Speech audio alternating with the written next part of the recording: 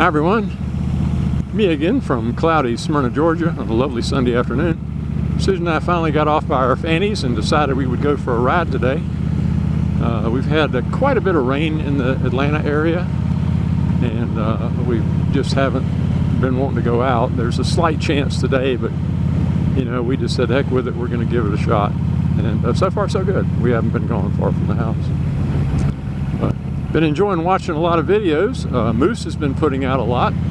If you know who Moose is one of the original Hootenanny bunch. And Mike Kelly 7's done a few, and of course the Smyrna Cowboy, and some of the others. But Moose was talking about how motovlogging has changed, how we're getting older, and how a lot of motovloggers aren't around anymore. And that got me thinking about, you know, some of the people that helped me out in the beginning when I got started, and some of the people that I don't ever hear from anymore. And unfortunately, we've lost a few of them. But you know, we get older. I'm going to be 73 this year, and pretty much out of friends. All my high school buddies are gone, and so you know, I just pretty much got you guys left. So be careful. I must be bad luck. But anyway, I remember when I first got started doing motovlogging, and just kind of, you know, something to do while I rode. I rode a lot. I rode by myself all the time, and it just gave me something to do, and I didn't look so stupid talking to myself if I had a camera on the bike. But some of the people that influenced me that are no longer here, one of them is Robert Robb. He was a police officer, a retired police officer out in California. I believe it's Bakersfield. And his website is still up.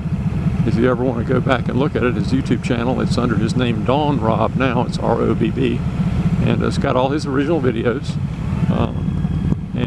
Rob was great. He helped me out so much. He commented on some of my first videos, and it turned out that he used the same type of camera that I did, and he gave me a lot of tips and tricks on it, told me some of the stuff he had discovered that, you know, that he thought would help me out, and he helped me a lot out with my microphone, with the sound. You know, the picture's always great, the sound's what you got to work on. But miss him. He's a good guy. And but other people that are still around, I assume, Robert Ash in England. I really enjoyed his videos. He was a big help. We chatted quite a bit, and he had, I want to say, he had a Yamaha Cruiser like mine. Not the exact same thing, but close enough. Yeah, he had a couple of bikes, but one of them I think was a big cruiser. And he would do videos riding to the mailbox to drop off some mail to send off to somebody. And he was a lot of fun. He was a great guy. I don't know if his YouTube channel is still out there. I haven't searched for it recently, but it would be Rob Ash. And he's had his little avatar was a guy wearing a bowler hat. Who else? Let's see. Well, of course, he's still going. The Smyrna Cowboy, big influence on me. I've really enjoyed talking with him. We're still friends. We chat from time to time. We met for lunch not too long ago. Probably do it again someday soon, hopefully. But he taught me a lot about it. He's been in the motovlogging business a lot longer than I have, and I watched his videos, learned quite a bit. Learned a lot from the Hootenanny guys, Mike Haley 7, Moose's videos. You pick up something from everybody. Harley Trek, I miss Harley Trek. Harley Trek was a real interesting guy. Still is, I assume, but he doesn't motovlog anymore. But it's funny, you know, you pick up stuff from everywhere you look, you know, little different things in there. And I'm not talking about stealing anything like a trade secret or, you know, anything like that. But you get some ideas about what you think, you know, what you approve, you know, what you like, you know, what did so-and-so do that I liked, you know. And I saw some other guys, there are people that do things. Triktacular is a guy in Canada. I believe he's on the West Coast, and he's great. He's an older guy like me, I believe, and he goes out every now and then and does some really interesting stuff. Who else did I know?